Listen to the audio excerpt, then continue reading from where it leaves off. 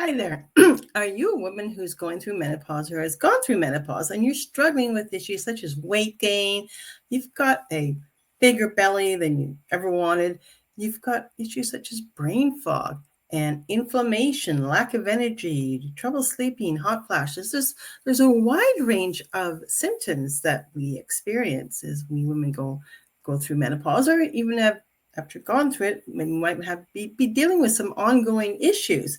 And I'm here to tell you, as a certified nutrition coach and chartered herbalist, that there are herbs and supplements that can help. I think of herbs as superfoods and the supplements as well, because we often look at foods that we can change and alter, and what foods we should not be eating in menopause, and foods that can help us in menopause.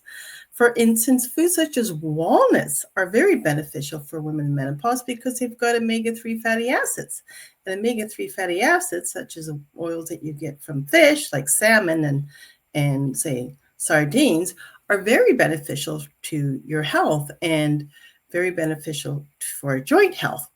But just going back to, say, for instance, maybe you've been struggling with some weight gain, if you've got a belly there, and this can be related to several factors. One of them could be high cortisol levels from stress, and that can cause weight gain, can make it very difficult to lose weight. And then there could be another issue, for instance, that it could be the lack of exercise, or maybe the food you're eating that can contribute to that. So inflammation as well can make a difference in that. And we look at gut health. So very important to consider gut health, what our gut is doing. And this can make a big difference in menopause. So for instance, we would look at things like probiotics, but also fennel. And when I've had bloating issues, I've used fennel tea and found it very beneficial. So sometimes we think of things like fennel as just like a culinary herb, and we don't really think of it as having a big impact on our health, but it can, especially if you're taking it for the right reasons and, for over a period of time, that it can have a compounded effect. And one of the herbs I like to look at for women who are going through menopause is the adaptogen herbs. And the adaptogenic herbs are herbs like ginseng. Perhaps you've heard of ashwagandha, maca, which is known as the Peruvian ginseng.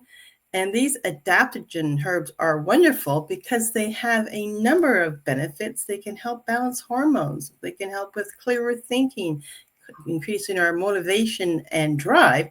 They can help with focus and our immune health. So give us better immune health and increase that, and balancing all these out and helping us adapt to stress. So that's why they're called adaptogen herbs, because they help our bodies adapt to stress, whether that's maybe increasing stimulation for us or toning things down. And it depends on where we're at. So these adaptogenic herbs are super useful for women who are going through menopause. But it's important to choose the right one.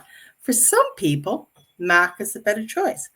For others, it might be ashwagandha, which is a calming herb and can help with issues like anxiety. So it's important to consider your nervous system as well when you're going through menopause, because the nervous system is also impacted, obviously, by issues such as stress, but also about things like gut health. So these are, a few herbs to consider.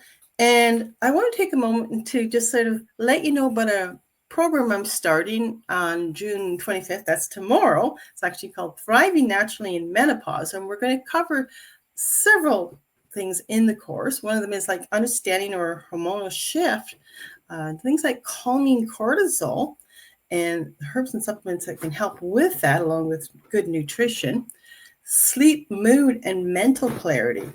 Obviously, calming cortisol and mental clarity and sleep would go, mood would all kind of interact together. Inflammation and joint health.